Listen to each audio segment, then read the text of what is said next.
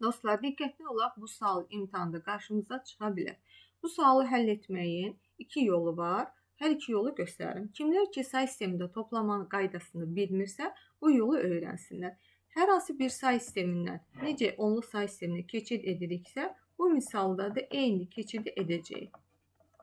Üstünü nömrələyirik 0, 1, 0, 1 və 0, 1. Sonra 4 vurulsun x üstü 1, üstə gəl 1 vurulsun x üstü 0 və digər misal üçün də eyni işi görürük.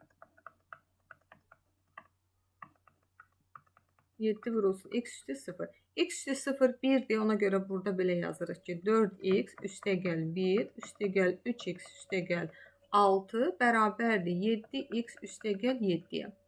Bu tərəfi toplayanda 7x üstə gəl 7 bərabərdir 7x üstə gəl 7.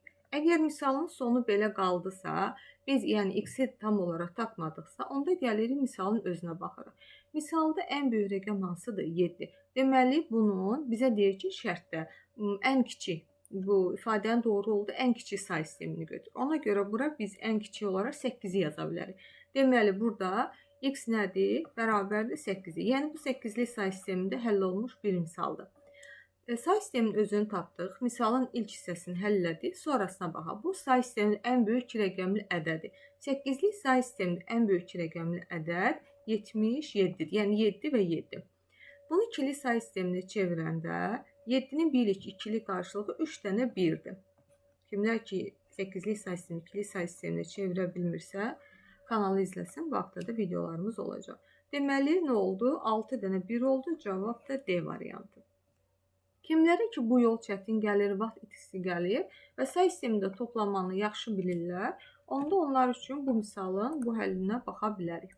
Deməli, say sistemində toplamanı bilənlər bilir ki, say sistemində biz toplama eləyəndə, əgər say sisteminin əsasını aşırsa, onda çıxma əməliyyat edirik. Baxa görə, burada bizdə yeni şərtdə deyir, ən kiçik əsaslı say sistemi. Ən kiçik bura böyük rəqəm 7-dirsə, ən kiçik 8'i qoya bilərik və 8'i bura qoyub yoxlayaq. 1 üstə 6 gəldi 7 ilə və 8'li say sistemi 7 rəqəmi əsası aşmır. Ona görə yaza bilirik. İkinci, 4 üstə 3 gəlir 7. 8'li say sistemində 7 var, yəni əsası aşmır. Ona görə heç bir çıxma eləmirik. Yəni 7'nin özünü yaza bilərik. Görürsə, eyni nəticəni aldıq. Bu yolla da eyni nəticə aldı. Yəni x yenə bərabər oldu 8'ə. X 8'ə bərabərsə 8'li say sistemin ən böyük rəqəmli ədəd 7 və 7'ni götürürük və onu çeviririk ikili say sisteminə. Yəni yenə 6 dənə 1 olur. Yenə cavab D variantı.